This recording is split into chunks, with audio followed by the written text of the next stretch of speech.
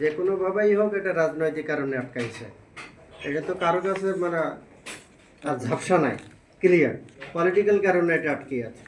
এখন যদি এমন হয় যে না কালকে প্রধান উপদেষ্টার সাথে দেখা না করলে এটা ছুটছে না, মানে এমন কেস হলে তো স্যার যেতেই হবে।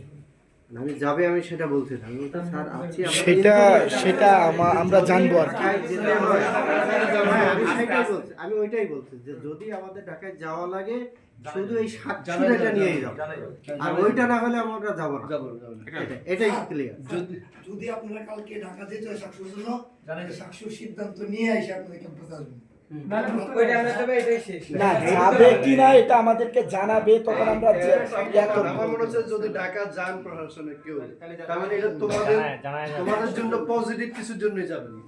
আচ্ছা, পজিটিভ কিছু আনতে না পারলে আর ক্যাম্পাসে সেইটা হলো যে কেউ বলতে পারে, পলিসি না হলে আমি না পারলে না থাকবো, এইটা নিয়ে কথা বলার কিছু নাই। মানে ঢাকা যেতে পারলে সরকারি স্টেজ হিসেবে আমি তো নাম আরে আগেও তো স্যার ঢাকা যাওয়া হয়েছে। এই জায়গাতে আর আমি এরকম অনেকে বলছে আইউল ডিজাইন আচ্ছা আমাদের এখানে আজকে আমাদের এখানে আসার মূল কথা ছিল কি, আমরা সবসময় কথা মানে ডাইভার্ট করে ফেলি।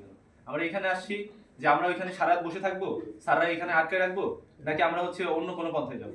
তো ওই পন্থাটা জানার জন্য তো এখানে আসছি। তো বারবার তো পেছনে ফিরে যাওয়ার কোনো দরকার নেই।